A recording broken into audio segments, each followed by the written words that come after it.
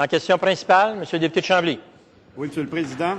Le Journal de Québec a rapporté ces jours derniers qu'un individu sorti récemment de prison, après avoir purgé la totalité de sa peine de 23 ans, aurait récidivé quelques jours plus tard en agressant sexuellement une jeune femme de 19 ans sous la menace d'une arme à feu. Or, il y a quelques mois, la Commission des libérations conditionnelles avait dit dans ses rapports qu'elle était convaincue que cet individu qu'elle qualifiait d'extrêmement dangereux et d'une brutalité démesurée, la Commission était convaincue que s'il était remis en liberté, il commettrait un crime entraînant un dommage grave à une autre personne. Elle avait malheureusement prédit avec justesse ce qui vient de se passer. Monsieur le Président, est-ce que le ministre de la Sécurité publique peut nous dire, d'abord, si les forces policières avaient été avisées de la libération de cet individu manifestement dangereux? Et deuxièmement, est-ce que les forces policières ont effectué une surveillance particulière de celui-ci suite à sa libération?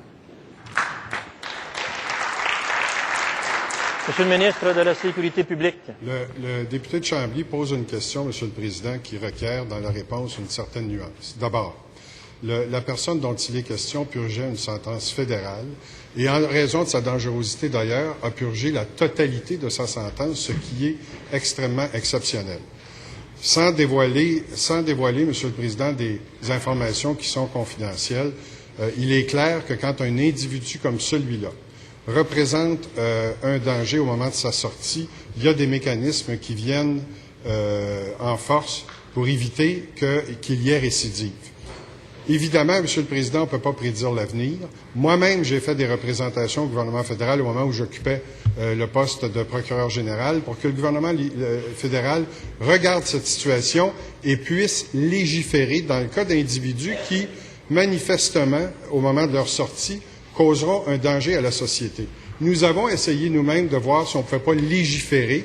Malheureusement, puisqu'il s'agit d'un domaine de droit criminel, il appartient au gouvernement fédéral de le faire. Je peux assurer le député et la population que dans les cas comme celui-là, c'est clair que les autorités policières sont vigilantes. Terminant. Merci. En question complémentaire, Monsieur le député de Chambly. En fait, Monsieur le Président, ma question, elle était simple et je la réitère parce que je ne pense pas que le ministre y a répondu. Ce que je lui demandais, c'est dans ce cas précis, est-ce que les forces policières ont été avisées de la libération de cet individu et est-ce qu'ils ont exercé une surveillance particulière de cet individu suite à sa libération? Ce sont mes questions, Monsieur le Président. Monsieur le ministre de la Sécurité publique. Vous avez raison, Monsieur le Président, que si on répond à des questions précises dans un cas particulier, on donne des indications sur les autres cas de même nature qui pourraient survenir. Je ne répondrai pas directement à la question du député de Chambly, sinon pour lui dire qu'à la fois les autorités carcérales sont en relation avec les autorités policières quand survient des cas comme celui-là et les policiers sont vigilants.